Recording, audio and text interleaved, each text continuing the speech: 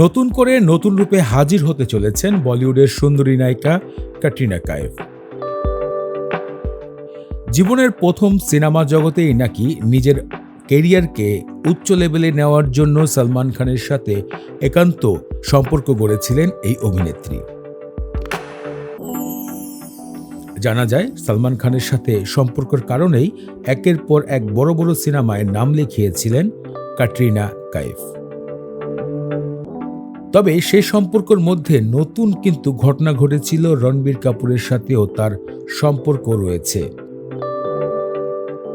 এবং এই বিষয় নিয়ে সোশ্যাল মিডিয়াতে একের পর এক বেশ আলোচনা সমালোচনার মুখে পড়েছেন এই ব্রিটিশ অভিনেত্রী ক্যাটরিনা কাইফ।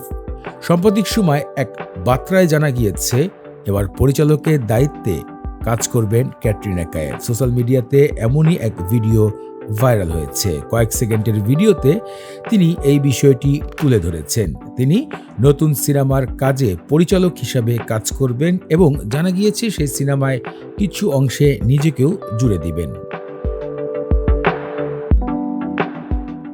দুইটি বয়ফ্রেন্ডের সাথে সম্পর্ক বিচ্ছিন্ন করে গত বছর বিয়ের পিঁড়িতে বসেছেন ক্যাটরিনা কাইফ। ভিকি কৌশলের সাথে বেশ সংসার জমিয়ে বসেছেন তিনি। এদিকে নিজের স্বামীর সাথেই নতুন সিনেমার কাজ শেষ করেছেন সাওয়ার। সিনেমার কাজ শেষে নতুন সিনেমার জন্য তৈরি হচ্ছেন তিনি।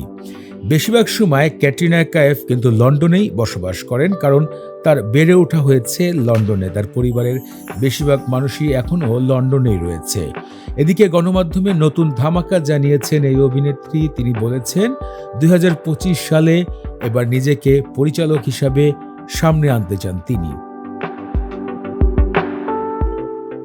আরও একটা বিষয় গণমাধ্যমে জানা গেছে, সেই সিনেমার প্রযোজক নাকি ভিকি কৌশল নিজেও হতে পারে, এমনটাই গণমাধ্যমে জানা গিয়েছে। তো ফ্রেন্ডস, এরকম ইন্টারন্যাশনাল আরও মিডিয়া জগতের খবর জানার জন্য আমাদের ইউটিউব চ্যানেলটি সাবস্ক্রাইব করুন, পাশে থাকা বেল বাটন প্রেস করুন, সাথে থাকুন, ভালো থাকুন।